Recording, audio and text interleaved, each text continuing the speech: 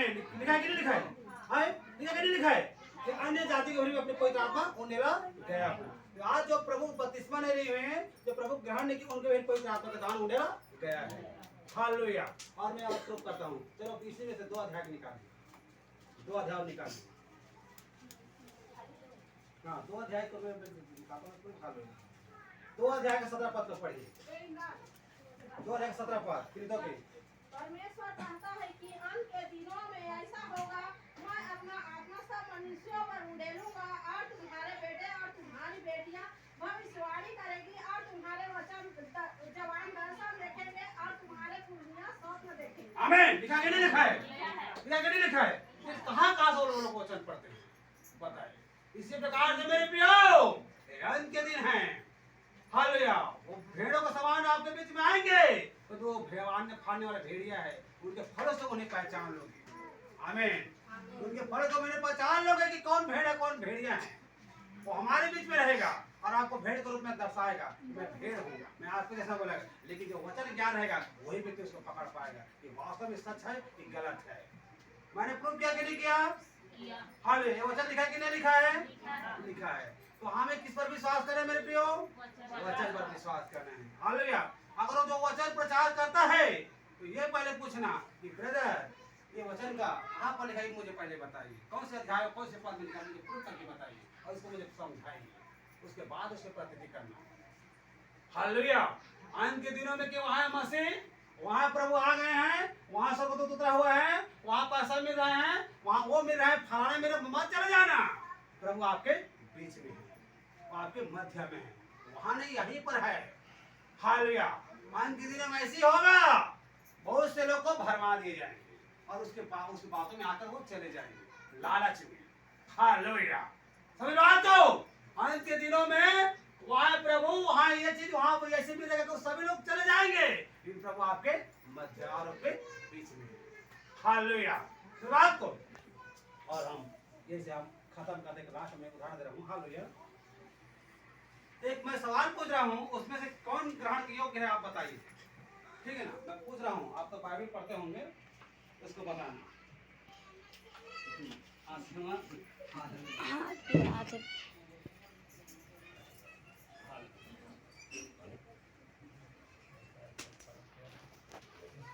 क्योंकि कुछ न कुछ ऐसे हैं जो माता गर्भ से ऐसे जन्मे, और कुछ न कुछ ऐसे हैं जिसे मनुष्य ने नपुंसक बनाया, और कुछ न कुछ ऐसे हैं जिन्हें स्वर्गराज के लिए नपुंसक अपने आप को बनाए हैं। जो इसको ग्रहण कर सकता वो ग्रहण करे। आप ये तीनों नपुंसक में किसे ग्रहण करना चाहते हैं पहले बताइए। 3 प्रकार के नपुंसक हैं। एक नपुंसक ऐसे है जो माता गर्भ से जन्मे हुए नपुंसक, वो ढेर काम को अपने अकड़ को नहीं छोड़ रहे हैं। और दूसरे नपुंसक ये हैं जो संगति में नपुंसक बनते हैं, और तीसरे नपुंसक ये हैं जो परमेश्वर को जानते हुए भी समझते हुए भी नपुंसक बने हुए हैं। तो तीनों नपुंसक में कौन ग्रहण के योग्य है पहले बताइए, किसे ग्रहण करना चाहते हो? ये तीनों तो नहीं, नपुंसक कोई ग्रहण, कौन है योग्य है? कौन है योग्य तीनों में से? मेरे प्रियो, तीनों को तीनों नपुंसक ग्रहण के योग्य नहीं हैं। सब नपुंसक कहाँ से योग्य ठहरेंगे? एक मनुष्य ऐसे कोई माता गर्भ से जन्मे नपुंसक को दारू पीने छोड़ रहे हैं, और दूसरा नपुंसक ये है कि संगति में नपुंसक बने हुए हैं, और तीसरा नपुंसक ये है कि जो प्रभु को जानकर भी वो नपुंसक बने हुए हैं। तो तीनों को तीनों वे नरक के पात्र ठहरेंगे, कोई योग्य के नहीं, काबिल नहीं है। हालेलुया। ये तीनों के तीनों नपुंसक फिर कहाँ से योग्य फिर ठहरे फिर बताइए। हालेलुया। ये प्रभु को जानकर नपुंसक बने कि सारी चीज के जानते हुए भी उसने गलत काम कर रहे हैं। हालेलुया। एक नपुंसक ऐसे हैं जो अपने दोस्त यार में संगति में नपुंसक बने हुए हैं। ये 3 प्रकार के नपुंसक हैं। एक नपुंसक ऐसे हैं जो माता गर्भ से जन्मे हुए नपुंसक। हालेलुया। उस काम को, वो हालेलुया, वो चोरी को, वो झूठ को, वो बेईमानी को छोड़ ही नहीं रहे हैं। हाँ, ये होता है ये माता गर्भ से नपुंसक जन्मे हुए हैं। और एक नपुंसक ऐसे हैं जो संगति में नपुंसक बनते हैं, संगति में दारू पीना सीखते हैं, संगति में झूठ बोलना सीखते हैं, संगति में गलत चाल को सीखते हैं। हालेलुया। हर एक नपुंसक ऐसे हैं जो प्रभु को जानकर, प्रभु को समझकर हम नपुंसक बने हुए हैं। हालेलुया। तो तीनों को तीनों स्वर्ग में नहीं जाएगा, तीनों को तीनों नपुंसक हैं। हालेलुया। बात को तो हमें क्या करना है? प्रभु के स्वभाव में और उसके नेचर में हमें चलना है। हालेलुया। मसीह मेरे प्रियो पवित्र है, हमें पवित्रता हमें अपने जीवन को व्यतीत करना है। हालेलुया। बंद कर दीजिए। हालेलुया बाइबल आप बंद कर दीजिए। हालेलुया। तो हम क्या समझे आज के वचन? पाँव छूना चाहिए कि नहीं छूना चाहिए? छूना चाहिए। और उस बार बताया हम किसके बपतिस्मा लिए हुए हैं? किसके बपतिस्मा लिए हैं बताए हैं? प्रभु यीशु मसीह की मृत्यु का। और बहुत लोग क्या बोलते थे कि प्रभु यीशु मसीह जी उठने का बपतिस्मा लिए हुए हैं। हालेलुया। देखो मैं बताऊंगा नहीं तो आप कैसे समझोगे? देख रहे थे इस प्रकार हम जब प्रभु यीशु मसीह का बपतिस्मा लेते हैं तो उसकी मृत्यु का बपतिस्मा लेते हैं, अथवा जब मृत्यु का बपतिस्मा उसके साथ हम गाड़ी भी गए। और जैसे परमेश्वर ने प्रभु यीशु मसीह को जिलाया वैसे ही आपको भी जिलाएगा।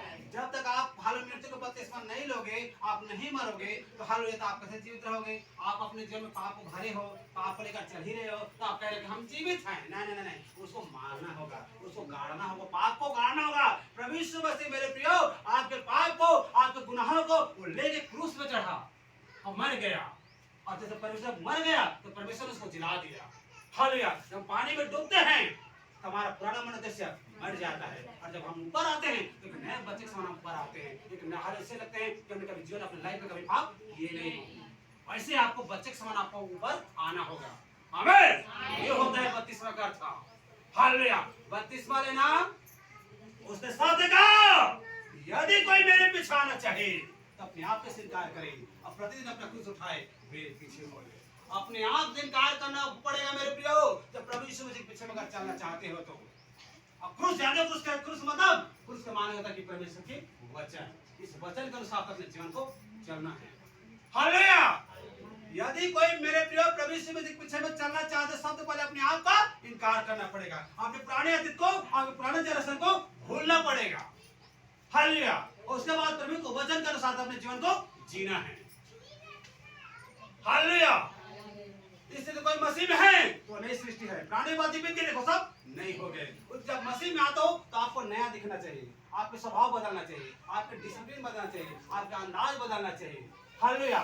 जब मसीह में आता हो तो आपका हर एक चीज बदलना चाहिए। आप पुराने ये नहीं कि मैं बताया था पिछले बार में ये हालेलुया प्रभु आ गए, हालेलुया तो कुंगी मुट्ठे पीछे जब भागते थे वैसे आज भी हम भागे। आप फोटो लगाना आज भी छोड़ रहे हैं, और जब प्रभु आ गए तब भी ठाक ठाक को नहीं छोड़ रहे हैं। ये नहीं होता मसीह जीवन। ऐसे ही ठाक ठाक अभी कर रहा, अभी भी कर रहे थे। जब मैंने वहां पर प्रचार किया इस बात को, हालेलुया तो मुझे छोड़ दूसरों की तरह ना मानना, तब जाकर दूसरा अपन जब आया तो घर में फोटो समाप्त था। हालेलुया। उसी प्रकार से मेरे प्रियो हमें हर एक दिन वचन को सीखना है और समझना है। हालेलुया। ये नहीं होता कि हम प्रभु में जा रहे हैं, जा तो रहे हैं, हालेलुया, लेकिन क्या समझे उनको कोई मालूम ही नहीं। हालेलुया। पहले समझ लो और सीख लो, उसका प्रभु में हालेलुया बढ़िए। हालेलुया। अब देखो मेरे प्रियो वहां पर कोरबा में भी ऐसी हो रहा है। कोरबा में मैंने एक व्यक्ति के पास जैसे हालेलुया वो बपतिस्मा दिया है, तो उसको बहुत दिन के बाद मुझे पता चला कि व्यक्ति बपतिस्मा ले चुका है और उसके बुढ़ापा घर में नहीं छूटा था। और मेरे से जैसे मैं मन फिरा लिया था, लेकिन मैं बपतिस्मा नहीं था। प्रभु जब तक मैं तेरे वचन को नहीं पढ़ लूंगा और समझ नहीं लूंगा तब तक मैं बपतिस्मा नहीं लूंगा। ऐसे करके मैं ठाना हुआ वो व्यक्ति का बपतिस्मा नहीं था और देने वाले भी उसको दे दिए थे। जब नदी के पास पहुंचा था, पिकनिक मनाने गए थे, वही पर जब बात प्रकट हुआ तो उसने कहा कि मैंने बपतिस्मा ले लिया है। तब मैंने कहा बपतिस्मा नहीं भी बुढ़ापा होता है और झूठ बोल रहे हैं, ये कैसे बपतिस्मा है? और उसका बपतिस्मा को सीक्रेट रख दिया था, मतलब गुप्त रख दिया था। वही पर प्रकट होकर व्यक्ति बपतिस्मा ले चुका है। हमें समझना है कि बपतिस्मा का अर्थ क्या होता है। हालेलुया। बपतिस्मा का अर्थ क्या होता है? बपतिस्मा का अर्थ ये होता है मेरे प्रियो, जो बपतिस्मा तो आपको जीवन में नया होना चाहिए। आप नए शरीर में ले चुके फिर। हालेलुया। बदलाव दिखना जरूरी है, डिसिप्लिन दिखना बहुत जरूरी है। ये नहीं कि बपतिस्मा लेके खेल खेल बुढ़ापा घास गए वही पहले अब आज भी वही कर रहे हैं। ये नहीं होता बपतिस्मा। हालेलुया। फिर आप प्रभु यीशु मसीह के नहीं, फिर मूसा का बपतिस्मा लिए। फिर आप प्रभु यीशु मसीह का बपतिस्मा लेता है तो उसके जीवन में बदलाव दिखना चाहिए। हालेलुया। प्रभु यीशु कैसा चलता था, कैसा रहता था, वैसे आपके जीवन में होना चाहिए। यानी कि बपतिस्मा लेकर हम वही झूठ और वही पाप आज भी कर रहे हैं। नहीं, ये बपतिस्मा नहीं होता। हालेलुया। अभी मैंने बोला था ना, यदि कोई मसीह में है तो वो नई सृष्टि है।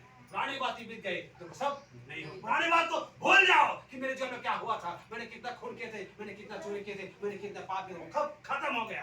अब जब जीवित हो तब प्रभु के लिए जीवित हो और नए बच्चे के समान आप जन्म ले चुके हो। आमीन। ये होता है बपतिस्मा का था। ऐसे ही मेरे से खालुया दास ने पूछा था ओवरब्रिज के पास में, इसी वजह से इसका मुख मैं बंद कर दिया। इसमें पूछा था कि बपतिस्मा का अर्थ क्या है, वो खुद नहीं मालूम, बेचारा पूछने वालों को बताओ, वो खूब पूछने वालों को मालूम नहीं।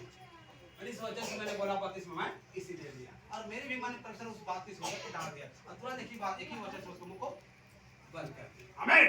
और दूसरा सवाल पूछने की हिम्मत नहीं पड़ा उनका। आमीन। 32 लाख मतलब ये